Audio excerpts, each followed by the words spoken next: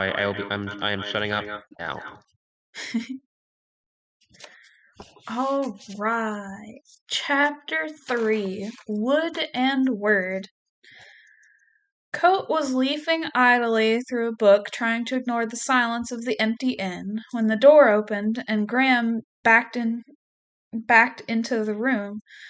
Just got done with it. Graham maneuvered through the maze of tables with exaggerated care.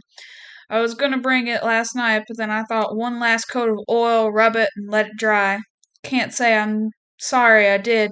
Lord and lady, it's beautiful as anything these days have ever made, anything these hands have ever made. A small line formed between the innkeeper's eyebrows. Then seeing the flat bundle in the man's arms, he brightened. Ah, the mounting board, Coat smiled tiredly. I'm sorry, Graham. It's been so long I'd almost forgotten. Graham gave him a bit of a strange look. 4 months ain't long for wood all the way from Erin, not with the roads being as bad as they are. Gosh, my eyeballs are not wanting to work today. 4 months, Coat echoed. He said he saw Graham watching him and hurried to add, that can be a lifetime if you're waiting for something. He tried to smile reassuringly, but it came out sickly. In fact, the innkeeper himself seemed rather sickly.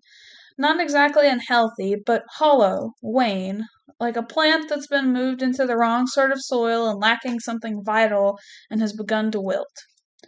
Graham noted the difference. The innkeeper's gestures weren't as extravagant, his voice wasn't as deep, even his eyes weren't as bright as they had been a month ago. Their color seemed duller. They were less seafoam, less green grass than they had been. Now they were like river weed, like the bottom of green glass bottle, and his hair had been bright before, the color of flame. Now it seemed red.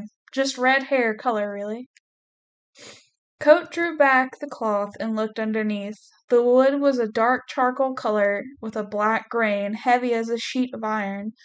Three dark pegs were set above a word chiseled into the wood. Folly, Graham read. Odd name for a sword. Coat nodded, his face carefully blank. How much do I owe you? He asked quietly. Graham thought for a moment. After what you've given me to cover the cost of the wood? There was a cunning glimmer in the man's eyes. Around 1 and 3. Coat handed over 2 talents. Keep the rest. It's difficult wood to work with. That it is, Graham said with some satisfaction. Like stone under the saw. Try a chisel like iron, then after all the shouting was done, I couldn't char it. I noticed that, Coat said with a flicker of curiosity, running a finger along the darker groove the letters made in the wood. How did you manage it? Well, Graham said smugly, after wasting half a day, I took it over to the smithy. Me and the boy managed to sear it with a hot iron. Took us better than 2 hours to get it black, not a wisp of smoke, but it made a stink like old leather and clover. Damnedest thing, what sort of wood don't burn? Graham waited a minute, but the innkeeper gave no signs of having heard. Where would you like me to hang it, then? Coat roused himself enough to look around the room. You can leave that to me, I think. I haven't quite decided where to put it. Graham left a handful of iron nails and bid the innkeeper good day, and Coat remained at the bar, idly running his hands over the wood and the word. Before too long, Bast came out of the kitchen and looked over his teacher's shoulder. There was a long moment of silence, like a tribute given to the dead. Eventually, Bast spoke up. May I ask a question, Reshi? Coat smiled gently. Always, Bast. A troublesome question? Those tend to be the only worthwhile kind. They remained staring at the object on the bar for another silent moment, as if trying to commit it to memory. Folly. Bast struggled for a moment and opened his mouth, and then closing it with a frustrated look and repeating the process. Out with it, Coat said finally. What were you thinking? Bast said, with an odd mixture of confusion and concern. Coat was a long while in answering. I tend to think too much, Bast. My great successes come from decisions I made when I stopped thinking and simply did what felt right, even if there was no good explanation for what I did. He smiled wistfully. Even if there was no good even if there were very good reason for me not to do what I did. Bast ran a hand along the side of his face. So you're trying to avoid second guessing yourself? Coat hesitated. You could say that, he admitted. I could say that, Reshi, Bast said smugly. You, on the other hand, would complicate things needlessly. Coat shrugged and turned his eyes back to the mounting board. Nothing to do but find a place for it, I suppose. Out here? Bast's expression was horrified.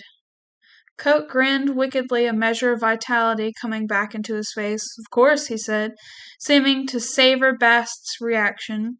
He looked speculatively at the walls and pursed his lips. Where would you put it, anyway? In my room, Bast admitted, under my bed. Coat nodded distractedly, still looking at the walls.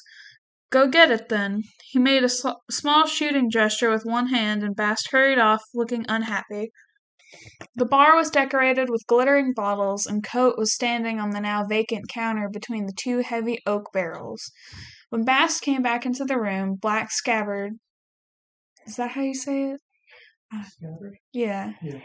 Black Scabbard swinging loosely from one hand. Coat paused in the act of setting the mounting board atop one of the barrels and cried out in dismay. Careful, Bast, you're carrying a lady there, not swinging some wench at a barn dance. Ugh.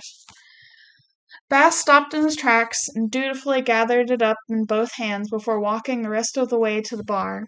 Coat pounded a pair of nails into the wall, twisted some wire, and hung the mounting board firmly on the wall. Hand it up, would you? He asked with an odd catch in his voice. Using both hands, Bast held it up to him, looking for a moment like a squire offering up a sword to some bright armored knight. But there was no knight there, just an innkeeper, just a man in an apron who called himself Coat. He took the sword from Bast and stood upright on the counter behind the bar. He drew the sword without a flourish. In stone, a dull grey white in the room's autumn light. It had the appearance of a new sword. It was not notched or rusted. There were no bright scratches skittering along its dull grey side. But though it was unmarred, it was old, and while it was obviously a sword, it was not of familiar shape. At least no one in this town would have found it familiar.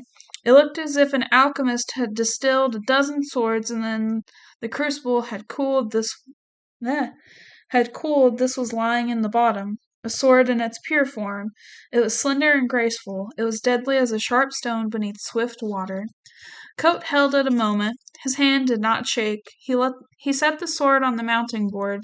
Its grey-white metal shone against the dark row behind it. While the handle could be seen, it was dark enough to be almost indistinguishable from the wood. The word beneath it, black against blackness, seemed to reproach. Folly. Coat climbed down, and for a moment he and Bast stood side by side, silently looking up. Bast broke the silence. It is rather striking, he said, as if he regretted the truth. But, he trailed off, trying to find appropriate words. He shuddered. Coat clapped him on the back, oddly cheerful. Don't bother being disturbed on my account. He seemed more lively now, as if his activity lent him energy. I like it, he said, with a sudden conviction, and hung the black scabbard from one of the mounting board's pegs. Then there were things to be done, bottles to be polished and put back in place, lunch to be made, lunch clutter to be cleaned. Things were cheerful for a while in a pleasant, bustling way. The two talked of small matters as they worked, and while they moved around a great deal, it was obvious they were reluctant to finish whatever task they were close to completing, as if they both dreaded the moment when the work would end and the silence would fill the room again. Then something odd happened. The door opened, and noise poured into the Waystone like a gentle wave. People bustled in, talking and dropping bundles of belongings. They chose tables and threw their coats over the backs of chairs. One man wearing a shirt of heavy metal rings unbuckled a sword and leaned it against a wall. Two or three wore knives on their belts. 4 or 5 called for drinks. Coat and Bast watched for a moment and then moved smoothly into action. Coat smiled and began pouring drinks, and Bast started outside to see if there were horses that needed stabling. In 10 minutes the inn was a different place. Coins rang on the bar. Cheese and fruit were set on platters, and a large copper pot was hung to simmer in the kitchen. Men moved tables and chairs about to better suit their group of nearly a dozen people. Coat identified them as they came in, 2 men and 2 women, wagoners, rough from years of being outside and smiling to be spending a night out of the wind, 3 guards with hard eyes smelling of iron, a tinker with a pot-belly and a ready smile showing his few remaining teeth, 2 young men, one sandy-haired and one dark, well-dressed and well-spoken, travelers sensible enough to hook up with a larger group for protection on the road.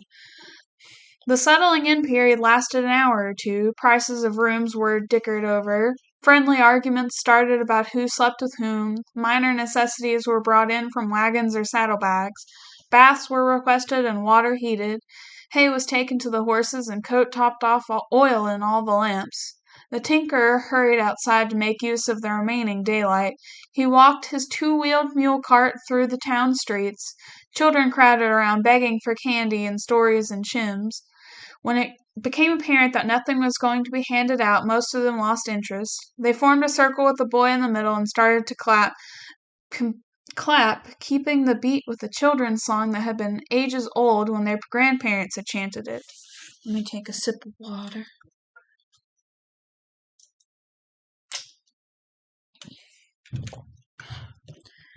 When the hearth fire turns blue, what to do, what to do? Run outside, run and hide. Laughing, the boy in the middle tried to break out of the circle while the other children pushed him back. Tinker, the old man's voice rang out like a bell. Pot mender, knife grinder, willow wand, water finder, cut cork, mother leaf, silk scarves of the city streets, writing paper, sweetmeats. This drew the attention of the children.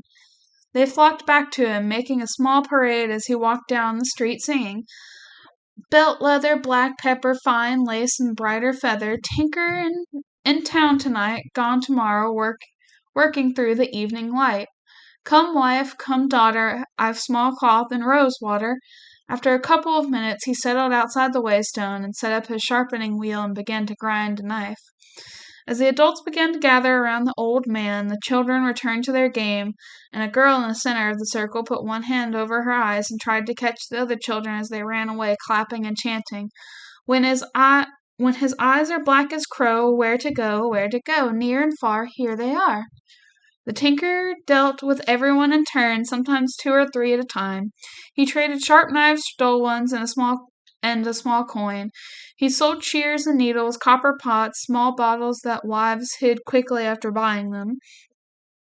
He traded buttons and bags of cinnamon and salt, limes for tenue. How do you say that? Tenue? Chocolate from tar bean, polished horn from Aruhe?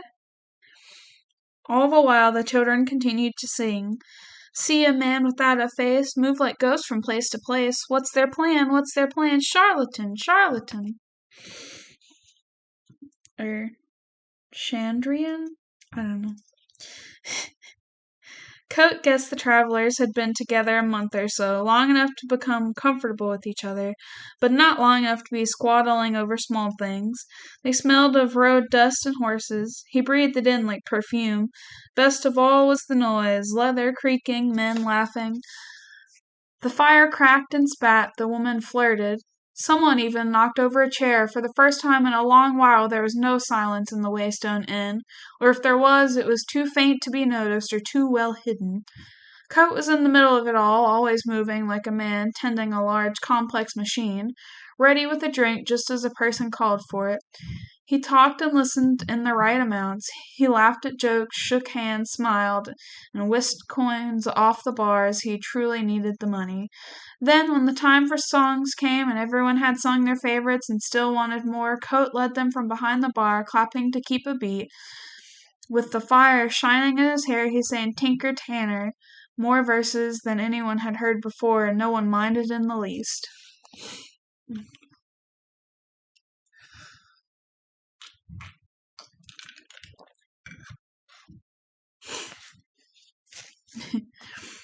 Hours later, the common room had a warm, jovial feel to it. Coat was kneeling on the hearth, building up the fire, when someone spoke behind him. Kvuth? The innkeeper turned, wearing a slight confused smile. Sir? It was one of the well-dressed travellers. He swayed a little. Your Kvuth? Coat, sir. Coat replied in an indulgent tone that mothers used on children and innkeepers used on drunks. Kvoth the bloodless, the man pressed ahead with the dogged persistence of the inebriated. You looked familiar, but I couldn't finger it. He smiled proudly and tapped a finger to his nose. Then I heard you sing, and I knew it was you. I'd heard you in a mirror once, cried my eyes out afterward. I never heard anything like that before or since. Broke my heart. The young man's sentences grew jumbled as he continued, but his face remained earnest. I knew it couldn't be you, but I thought it was, even though. But who else has your hair? He shook his head, trying unsuccessfully to clear it. I saw the place in a mirror where you killed him. By the fountain, the cobblestones are all shattered. He frowned and concentrated on the word, shattered. They say no one can mend them. The sandy-haired man paused again, squinting for focus. He seemed surprised by the innkeeper's reaction. The red-haired man was grinning. Are you saying I look like Kvoth, the Kvoth? I've always thought so myself. I have an engraving of him in my back. My assistant teases me for it. Would you tell him what you just told me? Coat threw a final log onto the fire and stood, but as he stepped from the hearth, one of his legs twisted beneath him and he fell heavily on the floor, knocking over a chair. Several of the travelers hurried over, but the innkeeper was already on his feet, waving people back to their seats. No, I'm fine. Sorry to startle anyone. In spite of his grin, it was obvious he had hurt himself. His face was tight with pain, and he leaned heavily on a chair for support. Took an arrow in the knee on my way through the Eld 3 summers ago. Gives out every now and then. He grimaced and said wistfully, It's what made me give up the good life on the road. He reached down to touch his oddly bent leg tenderly. One of the mercenaries spoke up. I'd put a poultice on that or it'll swell terrible. Coat touched it again and nodded. I think you are wise, sir. He turned to his sandy-haired man who stood swaying slightly by the fireplace. Could you do me a favor, son? The man nodded numbly. Just close the flue. Coat gestured toward the fireplace. Bast, will you help me upstairs? Bast hurried over and drew Coat's arm around his shoulder. Coat leaned on him with every other step as they made their way through the doorway and up the stairs. Arrow in the leg, Bast gasped under his breath. Are you really that embarrassed from taking a little fall? Thank God you're as gullible as they are, Coat said sharply as soon as they were out of sight. He began to curse under his breath as he climbed a few more steps, his knee obviously uninjured. Bast's eyes widened and then narrowed. Coat stopped at the top of the steps and rubbed his eyes. One of them knows who I am, Coat frowned. Suspects. Which one? Bast asked with a mix of apprehension and anger. Green shirt, sandy hair, the one nearest to me by the fireplace. Give him something to make him sleep. He's already been drinking. No one will think twice if he happens to pass out. Bast thought briefly. Nymane, Menka. Bast raised an eyebrow but nodded. Coat straightened. Listen 3 times, Bast. Bast blinked once and nodded. Coat spoke crisply and cleanly. I was a city-licensed escort from Rallian, wounded while successfully defending a caravan, arrow in the right knee, 3 years ago, summer. A grateful Caldish merchant gave me money to start an inn. His name is Deolin. We were traveling from Purvis. Mention it casually. Do you have it? I hear you 3 times, Reshi. Bast replied formally. Go. Half an hour later, Bast brought a bowl to his master's room, reassuring him that everything was well downstairs. Coat nodded and gave terse instructions that he not be disturbed for the rest of the night. Closing the door behind himself, Bast's expression was worried. He stood at the top of the stairs for some time, trying to think of something he could do. It's hard to say what troubled Bast so much. Coat didn't seem noticeably changed in any way, except perhaps that he had moved a little slower, and whatever small spark the night activity had lit behind his eyes was dimmer now. In fact, it could hardly be seen. In fact, it may not have been there at all. Coat sat in front of the fire and ate his meal mechanically, as if he were simply finding a place inside himself to keep the food. After the last bite, oh my gosh, I lost my place. After the last bite, he sat staring into nothing, not remembering what he had eaten or what it tasted like.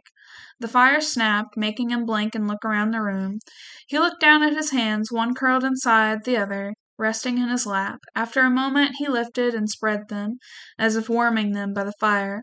They were graceful, with long, delicate fingers. He watched them intently, as if expecting them to do something on their own. Then he lowered them to his lap, one hand lightly cupping the other, and returned to watching the fire, expressionless, emotionless. He sat there until nothing left but gray ash and dully glowing coals. Until there was nothing left. As he was undressing for bed, the fire flared.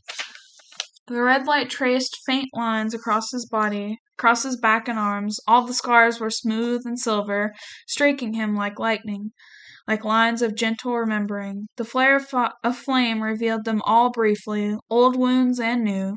All the scars were smooth and silver except one. The fire flickered and died, and sleep met him like a lover in an empty bed. The travelers left early the next morning. Bast tended to their needs, explaining his master's knee had swollen quite badly and he didn't feel up to taking the stairs so early in the day. Everyone understood except for the sandy-haired merchant's son, who was too groggy to understand much of anything. The guards exchanged smiles and rolled their eyes while the tinker gave an impromptu sermon on the subject of temperance. Bast recommended several unpleasant hangover cures. After they left, Bast tended to the inn, which was no great chore as there were no customers left. Most of his time was spent trying to find ways to amuse himself. Some time after noon, Coat came down the stairs to find him crushing walnuts on the bar with a heavy leather-bound book. "Good morning, Reshi," Bast said brightly. "Good morning, Bast," Coat said. "Any news?" "The Orison boy stopped by, wanted to know if we needed any mutton." Coat nodded, almost as if he had been suspecting the news. "How much did you order?" Bast made a face. "I hate mutton, Reshi. It tastes like wet mittens." Coat shrugged and made his way to the door. "I've got some errands to run. Keep an eye on things, will you?" "I always do." Outside the Waystone Inn, the air lay still and heavy on the empty dirt road that ran through the center of town. The sky was a featureless gray sheet of cloud that looked as if it wanted to rain but didn't quite work up the energy. Coat walked across the street to the open front of the smithy. The smith wore his hair cropped short and his beard thick and bushy. As Coat watched, he carefully drove a pair of nails through a scythe blade's collar, fixing it firmly onto a curved wooden handle. "Hello, Caleb." The smith leaned the scythe up against the wall. "What can I do for you, Mr. Coat?" "The Orison boys stop by your place, too?" Caleb nodded. "They still losing sheep?" Coat asked. "Actually, some of the lost ones finally turned up, torn up awful, practically shredded." "Wolves?" Coat asked. The smith shrugged. "It's the wrong time of year, but what else would it be? A bear? I guess they're just selling off what they can't watch over properly, being short-handed and all." "Short-handed?" "Had to let their hired man go 'cause of taxes, and their oldest son took the king's coin early this summer. He's off fighting the rebels in Minarats," Coat corrected gently. "If you see their boy again, let him know that I'd be willing to buy about 3 halves." "I'll do that," the smith gave the innkeeper a knowing look. "Is there anything else?" "Well," Coat looked away, suddenly self-conscious. "I was wondering if you had any wrought iron laying around," he said, not meeting the smith's eye. "Doesn't have to be anything fancy, mind you. Just plain old pig iron would do nicely." Caleb chuckled. "I didn't know if you were going to stop by at all. Old Cobb and the rest came by day before yesterday." He walked over to the workbench and lifted up a piece of canvas.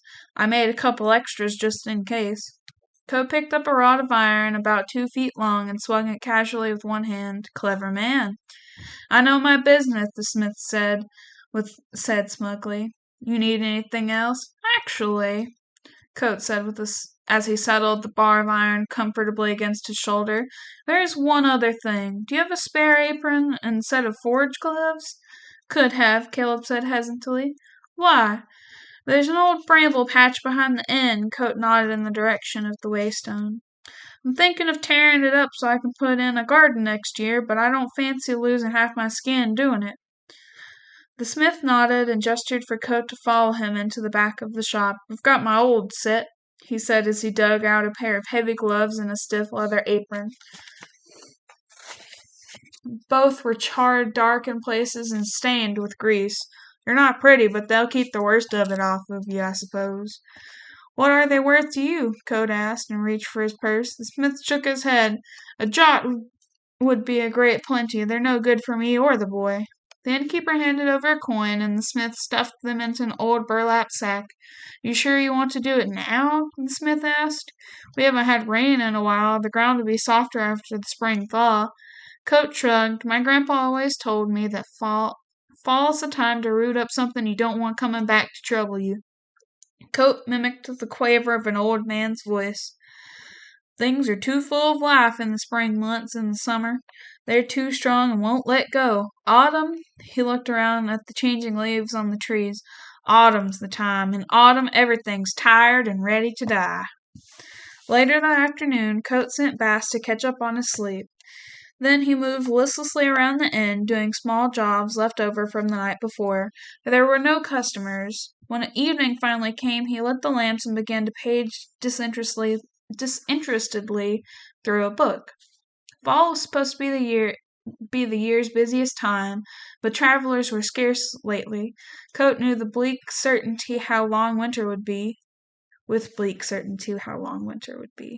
He closed the inn early, something he had never done before. He didn't bother sweeping. The floor didn't need it.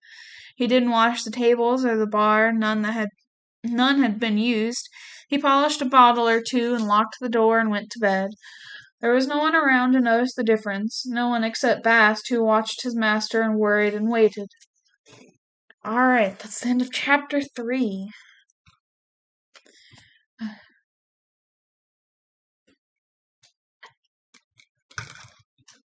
Chapter 4 is next.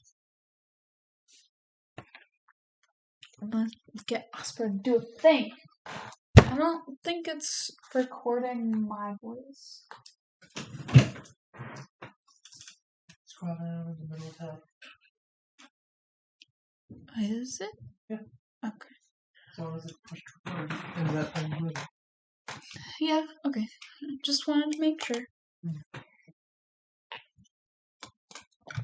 I get nervous. Alright, chapter 4. Halfway to Nowhere. Chronicler walked. Yesterday he had limped, but today there was no part of his feet that didn't hurt, so limping did no good. He had searched for horses in Abbott's Fort and Ranish, offering outrageous prices for even the most broken-down animals. But in small towns like these, people didn't have horses to spare, especially not with the harvest fast approaching. Despite a hard day's walking, he was still on the road when night fell, making the rutted dirt road a stumbling ground of half-seen shapes. After 2 hours of fumbling through the dark, the chronicler saw a light flickering through the trees, and abandoned any thought of making it to Nowhere that night. Deciding a farmstead's hospitality would be welcome enough. He left the road, blundering through the trees towards the light, but the fire was farther away than he had thought, and larger. It wasn't lamplight from a house or even sparks from a campfire. It was a bonfire roaring in the ruins of an old house. Little more than 2 crumbling stone walls. Huddled into the corner those two walls made was a man. He wore a heavy hooded coat, bundled up as if it were full winter and not a mild autumn evening. Chronicler's hopes rose at the sight of the small cook fire with a pot hanging over it. But as he came close, he caught a foul scent mingling with the wood smoke. It reeked of burning hair and rotting flowers. Chronicler quickly decided that whatever the man was cooking, he wanted none of it. Still, even a place next to the fire was better than curling up by the side of the road. The chronicler stepped into the circle of the firelight. He stopped in the figure as the figure sprang quickly to its feet, sword held at both hands. No, not a sword, a long, dark cudgel of some sort, too regularly shaped to be a piece of firewood. Chronicler stopped dead in his tracks. I was just looking for a place to sleep, he said quickly, his hands unconsciously clutching at the circle of iron that hung around his neck. I don't want any trouble. I'll leave you to your dinner. He took a step backwards. The figure relaxed, and the cudgel dropped to great metallically. There we go. The figure relaxed, and the cudgel dropped to great. Oh my gosh. My brain does not want to comprehend the sentence. Cudgel dropped to grate metallically against the stone. Charred body of God, what are you doing out here at this time of night? I was headed to nowhere and saw your fire. You just followed a strange fire into the woods at night? The hooded figure shook his head. You might as well come here. He motioned the chronicler closer, and the scribe saw he was wearing thick leather gloves. Toulouse, anyway. Have you had bad luck your whole life, or have you been saving it up for tonight? I don't know who you're waiting for, the chronicler said, taking a step backwards, but I'm sure you'd rather do it alone. Shut up and listen, the man said sharply. I don't know how much time we have. He looked down and rubbed at his face. God, I never know how much to tell you people. If you don't believe me, you'll think I'm crazy. If you do believe me, you'll panic and be worse than useless. Looking back up, he saw the chronicler hadn't moved. Get over here, damn you. If you go back out there, you're as good as dead. The chronicler glanced over his shoulder into the dark of the forest. Why? What's out there? The man gave a short, bitter laugh and shook his head in exaggeration. Honestly, he ran his hand absent-mindedly through his hair, brushing his hood back in the process. In the firelight, his hair was impossibly red, his eyes a shocking, vibrant green. He looked at the chronicler, sizing him up. Demons, he said.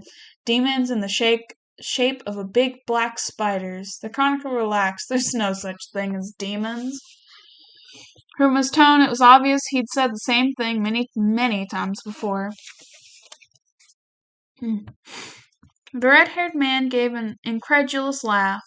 Well, I guess we can all go home then, he flashed a manic grin at the chronicler. Listen, I'm guessing you're an educated man. I respect that, and for the most part, you're right. His expression went serious, but here and now, tonight, you're wrong. Wrong as wrong can be. You don't want to be on that side of the fire when you figure that out.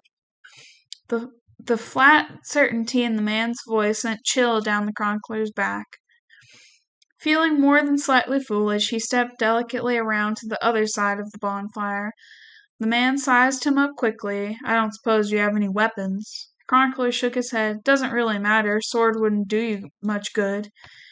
He handed the chronicler a heavy piece of firewood. You probably won't be able to hit one, but it's worth a try. They're fast. If one of them gets on you, just fall down, try to land on it, crush it with your body, roll on it. If you get hold of one, throw it into the fire. He drew the hood back over his head, speaking quickly. If you have any extra clothes, put them on. If you have any blanket, you could wrap. He then suddenly stopped and looked across the circle of the firelight. Get your back against the wall, he said abruptly, bringing his iron cudgel up with both hands. Chronicler looked past the bonfire. Something dark was moving in the trees. They came into the light, moving low across the ground, black shapes, many legs, and large as cartwheels. One quicker than the rest rushed into the firelight without hesitating, moving with the disturbing, sinuous speed of scuttling insect. Before the chronicler could raise his piece of firewood, the thing skirted sideways around the bonfire and sprang at him, quick as a cricket. The chronicler threw up his hands just as the black thing struck his face and chest. Its cold, hard legs scrabbled for a hold, and he felt bright stripes of pain across the backs of his arms. Staggering away, the scribe felt his heels snag on the ground and began to topple over backwards, arms flailing wildly. As he fell, the chronicler caught one last glimpse of the circle of firelight. More of the black things were scuttling out of the dark, their feet beating a quick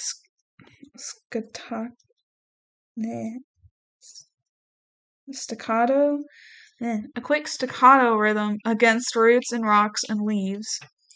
On the other side of the fire, the man in the heavy coat held his iron crutch ready with both hands. He stood perfectly still, perfectly silent, waiting. Still falling backwards with the dark thing on top of him, the chronicler felt a dull, dark explosion on the back of his head. It struck the stone wall behind him. The world slowed and turned blurry and then black. The chronicler opened his eyes to a confused mass of dark shapes and firelight. His skull throbbed.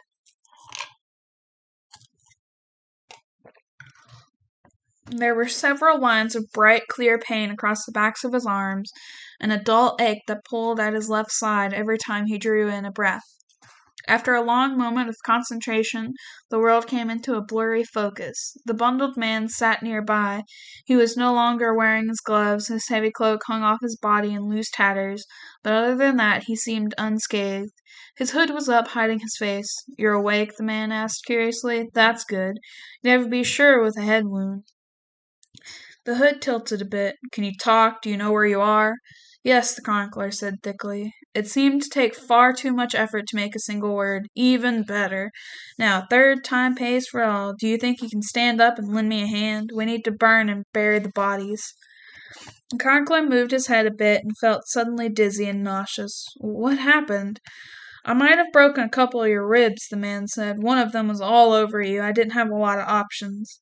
He shrugged. "I'm sorry for whatever that's worth. I've already stitched up the cuts on your arms. They should heal up nicely." "They're gone?" The hood nodded once. "Scrael don't retreat. They're like wasps from a hive. They keep attacking until they die."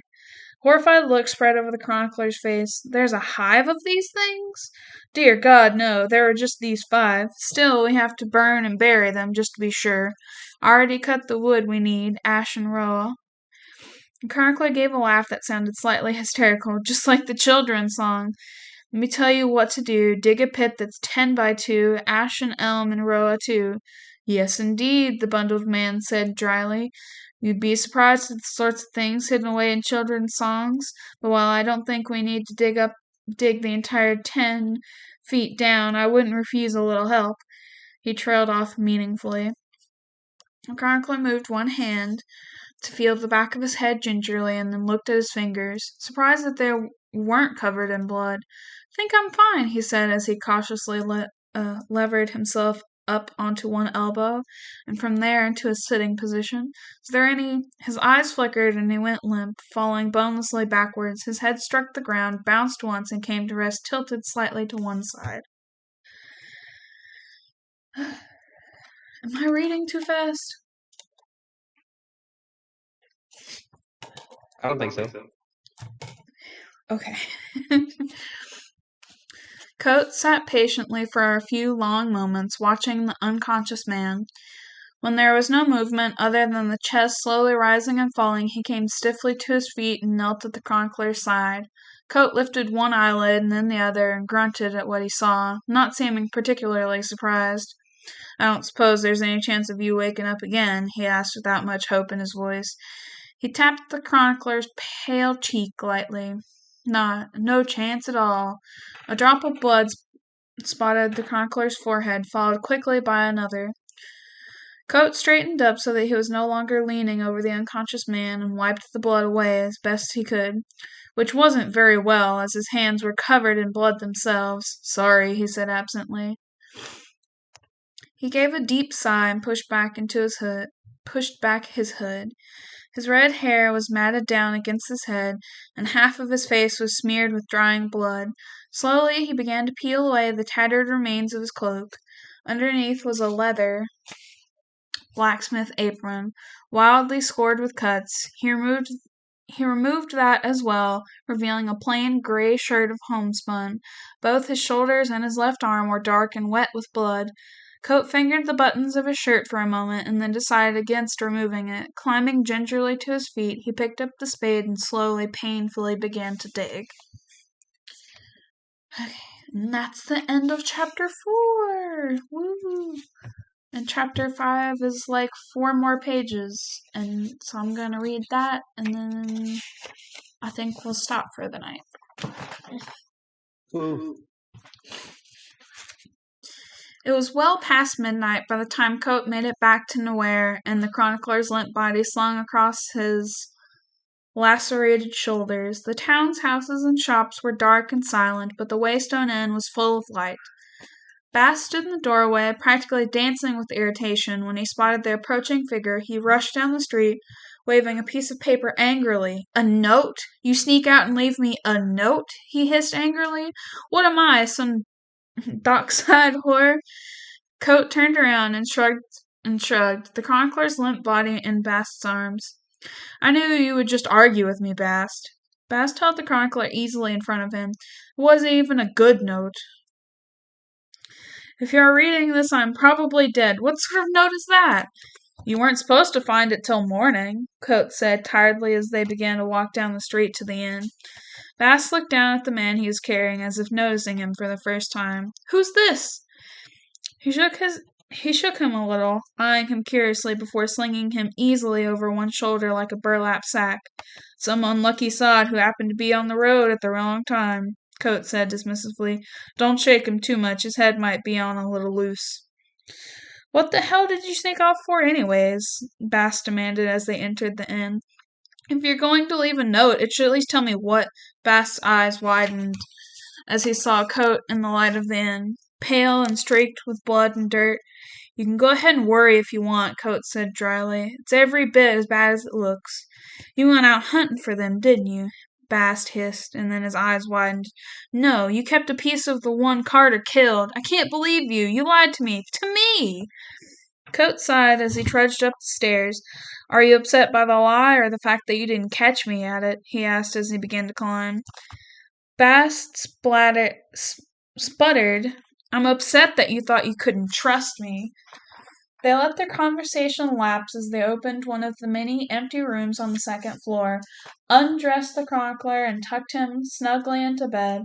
Coat left the man's satchel and travel sack on the floor nearby. Closing the door to the room behind him, Coat said, "I trust you, Bast, but I want you safe. I knew I could handle it." "I could have helped, Reshi." Bast's tone was injured. "You know I could have." "You can still help, Bast," Coat said as he made his way to his room and sat heavily on the edge of his narrow bed. "I need some stitching done." He began to unbutton his shirt. "I could do it myself, but the tops of my shoulders and my back are hard to reach." "Nonsense, Reshi, I'll do it." Coat made a gesture to the door. "My supplies are down in the basement."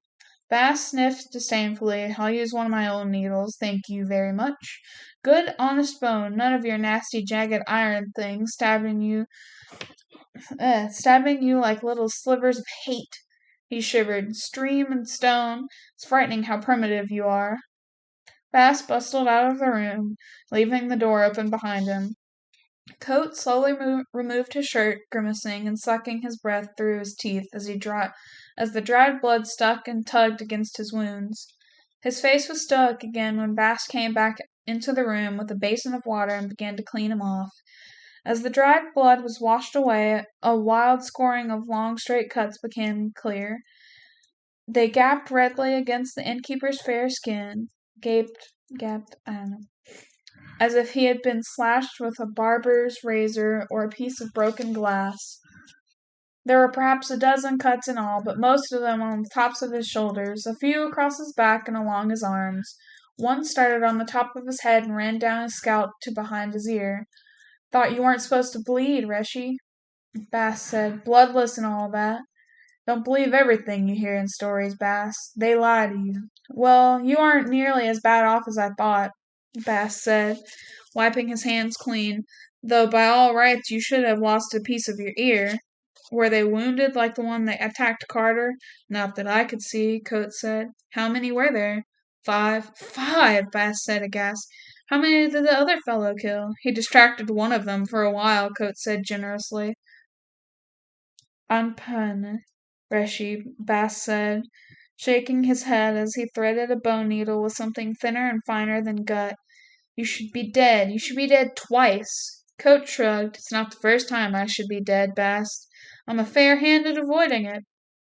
Bass bent to his work. This will sting a bit, he said, his hands strangely gentle. Honestly, Reshi, I can't see how you've managed to stay alive this long. Coates shrugged again and closed his eyes. Neither do I, Bast, he said. His voice was tired and gray. Hours later, the door to Coates' room cracked open and Bast peered inside. Hearing nothing but slow, measured breathing, the young man walked softly to stand beside the bed and bent over the sleeping man. Bast eyed the color of his cheeks, smelled his breath, and lightly touched his forehead, his wrists, and the hollow of his throat above his heart. Then Bast drew a chair alongside the bed and sat watching his master, listening to him breathe. After a moment, he reached out and brushed the unruly red hair back from his face like a mother would a sleeping child, and then began to sing softly, the tune lilting and strange, almost a lullaby. How odd to catch a mortal kindle, then to dwindle day by day, knowing their bright souls are tender, and the wind will have its way. Would I could my own fire lend. What does your flickering portend? Bast's voice faded until at last he sat motionless, watching the rise and fall of his master's silent breathing through the long hours of early morning dark. Okay, and that's the end of chapter 5. Woo! That was short.